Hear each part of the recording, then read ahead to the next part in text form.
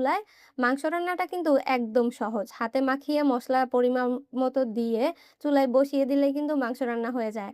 আর মাছ, সবজি রান্না করতে কিন্তু অনেক বেশি ঝামেলার মনে হয়। কারণ এগুলা কোটো, ধোও, তারপরে রান্না করো, অনেক বেশি প্যারার। এই প্যারা বৃষ্টির দিনে নিতে মন চায় না। আমাদেরও তো মন চায় একটু রিল্যাক্স করতে।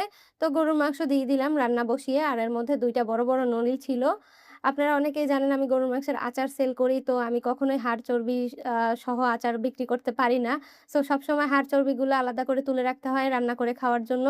আর এই যে দেখছেন ভাতের চাল দিয়ে আজকে আমরা খিচুড়ি রান্না করছি। পোলাওর চালটা শেষ হয়ে গিয়েছিল। আর এই বৃষ্টির মধ্যে দোকানে যাওয়ার কোনো মুড ছিল না। সো এর মধ্যে পেঁয়াজ কুচি দিয়ে তেলের মধ্যে ভেজে নিচ্ছি। চাল আর ডালটাকে ভালোভাবে ধুয়ে নিয়েছি। ভাতের চাল দিয়েও কিন্তু আপনারা যদি খিচুড়ি রান্না করেন, রান্না ভালো জানলে সবকিছু দিয়েই ভালো লাগবে। তবে একটু চিকন চালটা দিলে বেশি ভালো হয়। আদা রসুন বাটা, পেঁয়াজ বাটা আর পেঁয়াজ কুচি, গরম মসলা দিয়ে ভালোভাবে মসলাটাকে কষিয়ে নিয়ে এর মধ্যে বেসিক মসলা, হলুদ, মরিচ, জিরা, গরম মসলা সবকিছু দিয়ে দিব। এরপর মসলাটাকে কিছুক্ষণ ভেজে নিয়ে এর মধ্যে চালটা দিয়ে দিতে হবে। আপনারা চাইলে কিন্তু রান্নাটা রাইস কুকারে খুব সহজে করে ফেলতে পারেন। আর যেকোনো রান্না একদম A to Z perfect recipe যদি দেখতে চান তাহলে আমার cooking with Sonia Facebook page অথবা ইউটিউব চ্যানেল ঘুরে আসতে পারেন। সেখানে আমি আপনাদের জন্য অনেক মজার, মজার রেসিপি শেয়ার করি।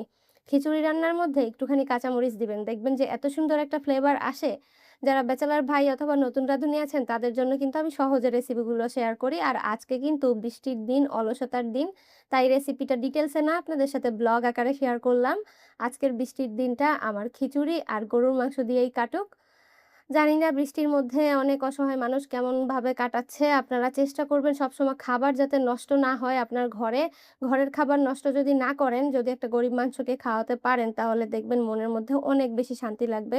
আমরাও চেষ্টা করি কিন্তু এটা আসলে প্রচার করার কিছু না। শুধু আপনাদের মেন্টালিটির ব্যাপার যে আপনারা কতটুকু মানুষের জন্য হেল্প করবেন। আপনি যতটুকু করবেন আপনি ততটুকুই পাবেন। তো মাংসের মধ্যে কিছুটা আলু দিয়ে দিলাম। আমার বাসায় পিচ্চি আছে। পিচ্চি আবার মাংসের আলু পছন্দ করে। আর আমি সবসময় মাংস কষানোর সময় ২-১ পিস তুলে চেক করে দেখি আসলে মাংসটা সেদ্ধ হয়েছে কিনা। আর এই সুযোগে কিন্তু আমার খাওয়াটাও হয়ে যায়।